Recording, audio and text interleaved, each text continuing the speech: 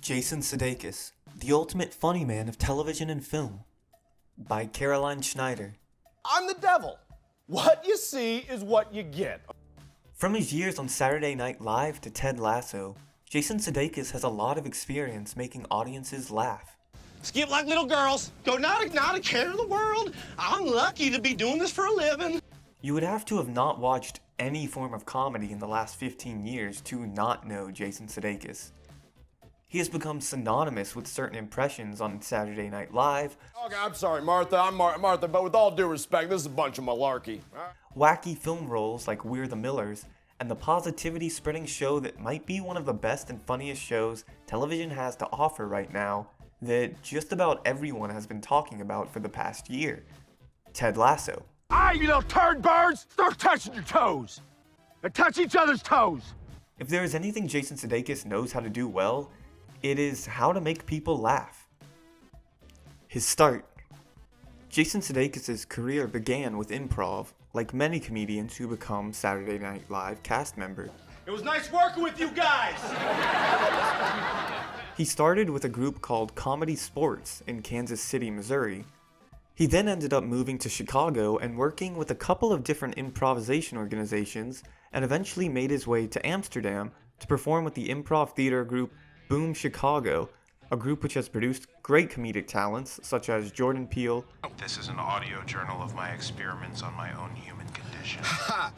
Forgot this was on here? Seth Meyers, Amber Ruffin, and his Ted Lasso co-star, Brendan Hunt. After that, he made his way to the Second City Touring Company, a group known for being a pipeline to working on Saturday Night Live, which was the case for Sudeikis, although he did attempt to also join the Blue Man Group during that same time. His television work. Well, it's the end of my shift. You know what that means. It's 3 p.m. Sudeikis joined Saturday Night Live in 2003 as a writer, a featured player in 2005, and then a full-fledged cast member in 2006. He told GQ in July of 2021 that being hired for SNL was like winning a gold medal in the thing you've never even trained for. You just happen to be good at the triple jump and you really love the long jump. During his time on the show, he became very well known for several of his political impressions, most notably then Vice President Joe Biden. I accept the teachings of the Catholic Church, but then, like most Catholics, I ignore them and do what I want, all right?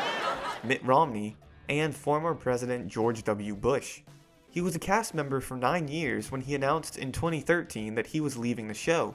However, he has popped up several times since then in guest appearances, most recently in 2019 as Joe Biden when he was contemplating running for president. Hell, I don't know whoever's strong enough to pick me up, I guess. While he was on Saturday Night Live, Sudeikis was also part of several other television shows at the same time. He had a recurring role as one of Liz Lemon's love interests on 30 Rock, and was a voice actor on The Cleveland Show for 5 years as one of Cleveland's neighbors.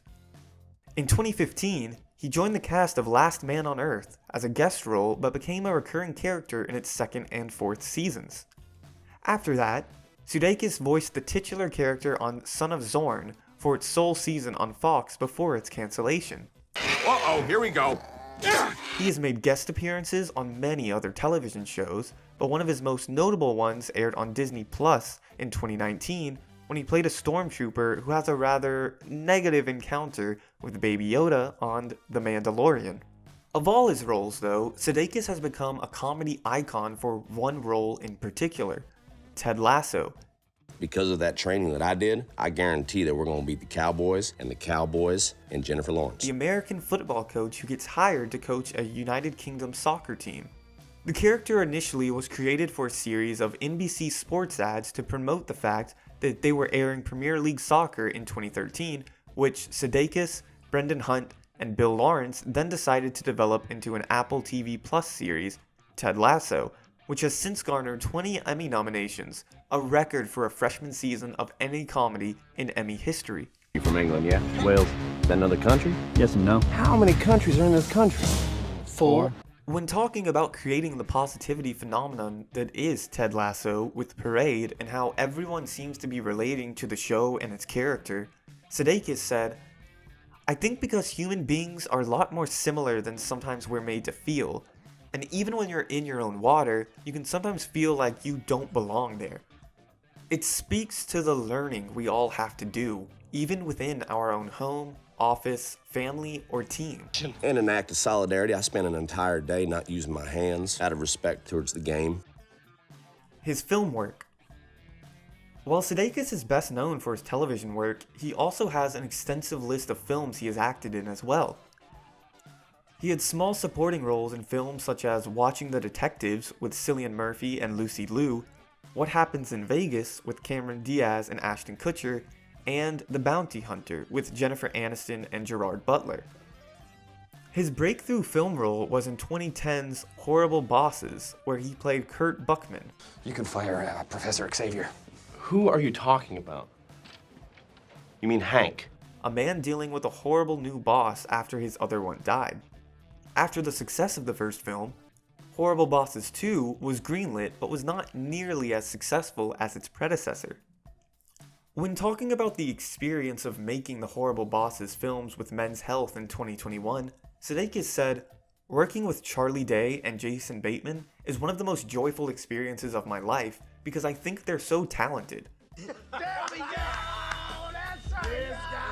And it's one of those things where, similar to the triangle of me, Joe Kelly, and Brendan on the production side of the show, it's like when one of us is making the other two laugh, you know you're doing something at a fun level. Just like hanging out with friends. But no, it's all about knowing what the story is about and the themes are. I'm just always interested in that and curious in that, because it helps root things in something more real than just the make-believe of make-believe." It's gonna cost you 51% share of your company. You're It's out. gonna cost you 2% share of your company. It's so weird how you negotiate. It's just you can have that. I don't mean it to sound artsy-fartsy or hoity-toity, or act like getting to do movies and television is a bigger deal than it is on a spiritual level, but if you put some thought into it, I think you get back more. So Horrible Bosses is as fun of a time as I've ever had, and maybe someday when we're grandparents we'll do Horrible Bosses 3 grumpy old man style. We're the Millers is probably one of Sudeikis' other biggest film roles to date. Scotty P, you know what I'm saying? Well, I'm awake and I speak English, so yeah, I do know what you're saying. Leading the comedy about a group of people pretending to be a family in order for his character to pull off a drug smuggling operation. Talking to Collider about the on-set closeness everyone felt during the shoot, Sudeikis said, "It's the reality show model. Put people in the same town in the middle of North Carolina for 4 months, give them a job, except we're not working at a t-shirt factory, we're making a movie, and then you end up loving each other, liking each other, hating each other, getting annoyed with each other." We are not the Brady Bunch. I'm Marky Mark, and y'all are the Funky Bunch. Everything that the movie goes through. So it's not so much probably the process of making a movie and faking it as an actor, it's probably more being used to having done other movies and having to get that across. Just the familial thing that occurs when you hang out with people for so long. Sudeikis has been in a number of different kinds of films outside of traditional comedies. He has appeared in 5 romantic comedies and been the lead in Sleeping with Other People alongside Alison Brie and in Tumbletown alongside Rebecca Hall. Thank you for letting me in. I'll erase your brain later. Agreed. Agreed, yeah. He also played Coach Larry Snyder in the Jesse Owens biopic Race in 2016, Anne Hathaway's best friend in the sci-fi black comedy Colossal, was one of the leads in the 2017 drama Kodachrome alongside Ed Harris and Elizabeth Olsen, and many, many more films. The wide range of Sudeikis' career has proven to audiences one thing, that he knows how to entertain us well.